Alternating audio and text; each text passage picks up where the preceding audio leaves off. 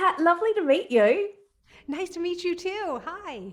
Hi, halfway through this film, I realized that I'd been watching it with the biggest, cheesiest grin on my face. And I just went, do you know what? I miss films like this. What was it like for you when they first approached you? Was it an automatic yes? Yes, I looked at that concept and I looked at the fact that it was so unapologetically old fashioned rom com genre, which is Yes. something that I love. And I was like, I must do this. And when I first got it, I didn't realize that Jennifer was attached and had been a part of, creating the project. I just read it kind of blind. And I thought the big problem here is who the hell is going to play this, pop star slash mega mogul slash performer. And then I found out Jennifer was attached and it was a no brainer. And what was that first meeting like for you? My first meeting with Jennifer, I was very nervous. I was very afraid that she was going to be this huge, larger than life diva. And immediately she put me at ease. She really is just a collaborator. She's very focused on, making things good. And we immediately just dived into talking about the project and talking about the overlaps between her and the character. And she was so generous and so passionate. And this is a project she'd been working on for years before I came on board.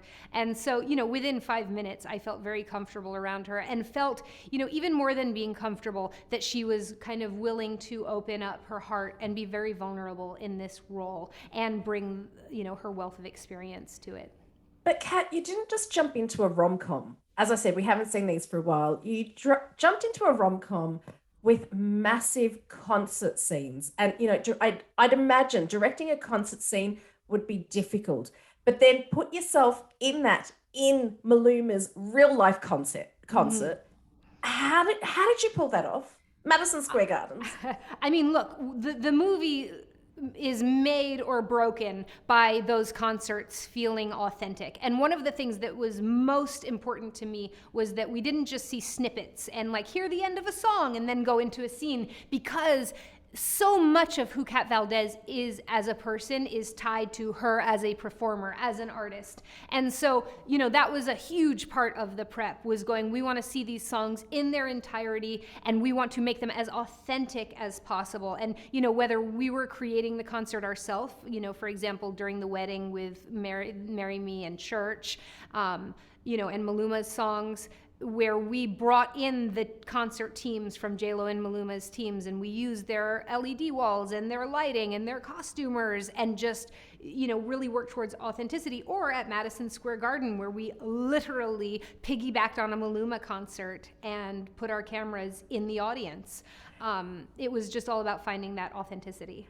How are you feeling though on that night? Going, okay, because it is a make or break. It's not like, okay, take 35. It's you have Uh, one go. Yeah, it's a lot about preparation and it's about Yeah. talking to the artist. I had these rehearsals with Jennifer and Maluma, going into that concert. Like, obviously they don't need direction in how to perform their songs. But what we did is we talked about how these songs tied into the emotional journeys of the characters. But yeah, there is definitely a feeling of like, okay, we've done all we can do. Now get out there and do your thing. And so it was very freeing and nerve wracking at the same time. Yeah, I could imagine.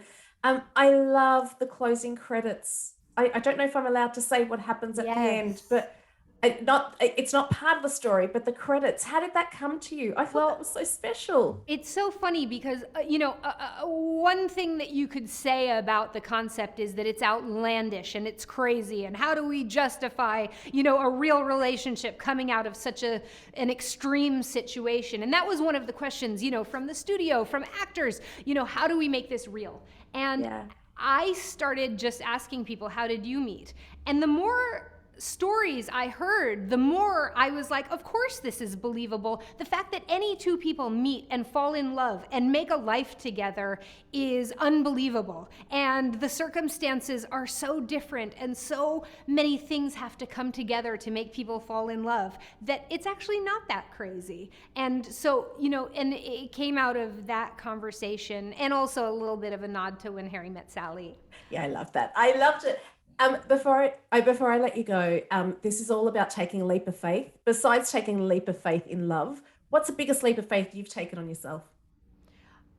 Oh my gosh. You know, I look back to when I first started directing, and I remember just feeling like I have to do this 1000%. And I have to banish any thoughts that I don't know how to do this, or, I'm an imposter and I just have to do it. And, I remember my second film I directed when I was 8 months pregnant, and it was in Italy. And I remember just going and doing it and going, I've got to do this. I've got to throw myself into it. And I would say that takes quite an incredible leap of faith. But I'm glad you're taking those leaps of faith, and because I'm getting the cheesiest grins, and I thank you for that. I say that in I a love really cheesy great way. grins. I love them. Well, Thank you, Kat. nice to meet you. Thank you.